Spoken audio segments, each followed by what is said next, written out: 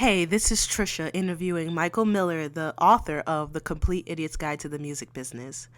Michael, can you tell us when an artist should consider assembling a team rather than doing everything themselves? Couple of years ago, I had a conversation with a major artist, and she was at the time debating, well, do I re-sign with my label or do I just go off and do it myself? And I said, well, she goes, well, my label's really not doing anything for me, and they're taking a large chunk of my money. Why don't I just do it myself? I go, fine. I go, what do you like to do? And in her case, she liked to sit in her attic and write songs. I mean, she's a musician. That's what she liked to do, right? That makes sense. She didn't even like performing that much, but she did. She really liked the songwriting aspect of it. I said, well, okay, that's fine. But you know what? You still have to promote your stuff. You still have to get it recorded. You still have to, this was before digital was as big as it is now, you still have to somehow or another get CDs pressed and distributed. You got to promote this. You got legal stuff to do that. Do you want to do all that stuff?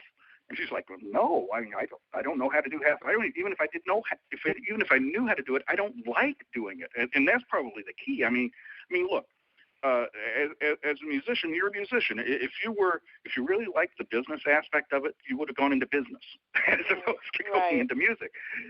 But all that business stuff still has to be done. So, in the old days, the label did it for you. Okay, that was easy enough. Now they took like all your money, but they did all the work for you too.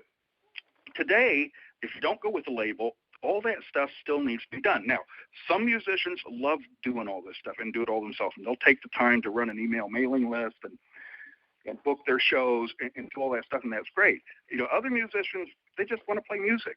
And in that case, then you have to use other resources available to you to do all these tasks. That means assembling a team of people around you, and I talked about that in the book. I mean, who do you need on your team? Whether they're full-time people, part-time people, or freelancers or whatever. I mean, if you don't want to do, let's take an easy one, accounting. I mean, musicians need an accountant. I mean, you got to, make sure the bills are paid and the taxes are paid and all that. Well, most musicians are not accountants, right? This is an easy one. You hire an accountant.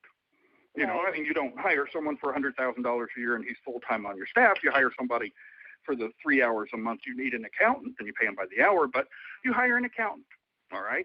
And it's the same thing with any of this stuff. I mean, running a website, your website is very important, and all the social networking stuff is very important. Well, you could spend all day long doing that stuff if you wanted to and not spend any time on your music, or you can hire somebody to do that for you, your webmaster guy, whatever title you give him, to handle all the online stuff for you.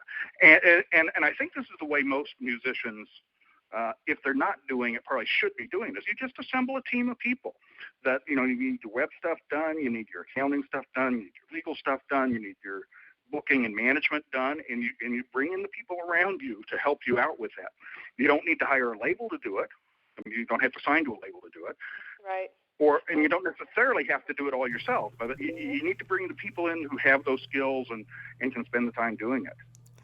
If you need help assembling a team, contact ESEMG.com and we'll find someone within our network that can help you.